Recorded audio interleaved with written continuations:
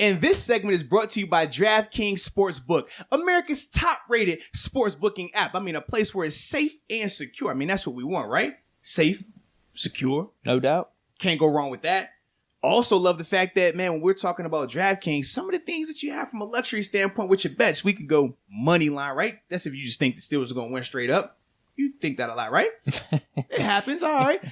Also, if you want to do some of your prop bets, if you like this player to do that or that player to do this, you got all of that luxury right there, baby. But whatever you do, when you sign up, make sure you use the promo code Moats so you can receive up to $1,000 in deposit bonuses, baby. You don't want to miss that, do you? Would you want to miss out on that? It doesn't make sense to miss out on it.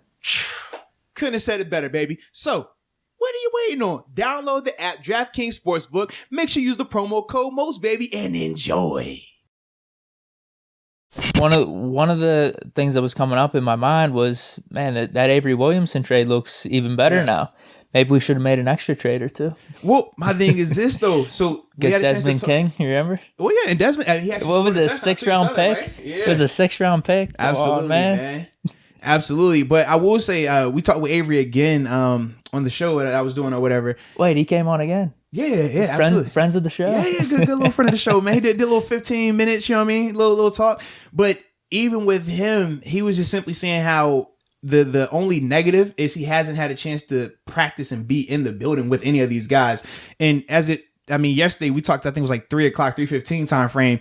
He still didn't know what the protocol was going to be for them practicing this week, whether it was going to be virtual or not. So he still felt like, he's confident and he feels like he can go out there and play. But he said that's like the biggest thing that makes him a little uneasy is because he hasn't had a chance to run through this stuff. It's easy to circle it on paper. It's easy in the controlled climate. And then we see, guys who've been in this defense for multiple years now, we see how they get kind of wacky at times, man, when it's live action. So that was the only thing that he was concerned about, because remember, he dressed, but he didn't have a snap, not even on special teams last week as well. I didn't know that was the plan, that he was going to dress. Yeah. Well, because of the lack of depth inside, but It was more the way he communicated it with us was, it was a break in case of emergency type situation where, all right, if Vince goes down or Spillane goes down and we don't, you know what I mean? Like, if he would have went in and got like a pick or like a sack or something out of the blue, everyone would have went nuts. Absolutely. But he said that was the plan. Now, he obviously said that he's communicated with Danny Smith to at least see a special teams role until defense is available for him. And obviously he has to just continue to get acclimated. The dude came here. He hasn't been in the building, I think maybe one day. I think it was Saturday was the first day he was in the building, and then it was a road game, so he had to fly out. So He really hasn't even been in the building or around the guys from that standpoint. So that was another part of why he was a little uneasy about it.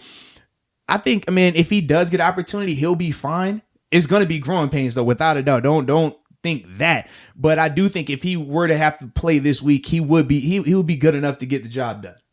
Yeah, exactly. Because what if it is needed? Even though we both said obviously we think Vince and Ben and all these guys are going to play, but it's like, the fluky scenario that Vince can't play. Like he'd have to have a big role. Absolutely, he would be the guy, because as it stands right now, it's Spillane and you got Marcus Allen. Marcus Allen played a little bit last week. Gilbert's still on injured reserve. Yeah, so they don't have a lot of flexibility in terms of inside linebacker depth and stuff like that. So that's why, for Avery, it's critical that he does learn this stuff and not even learn it, more so refresh, because it's very similar to LeBeau in terms of the communication, in terms of the overall framework of it. Now, granted, it's some different nuances and things like that Butler and Tomlin have added, but they're still very similar in terms of how they are run and how they're communicated. So for him, like I said, that was the reason why we talked about it last week, why I was still excited about it even more in terms of his productivity and what he could mean because of that carryover.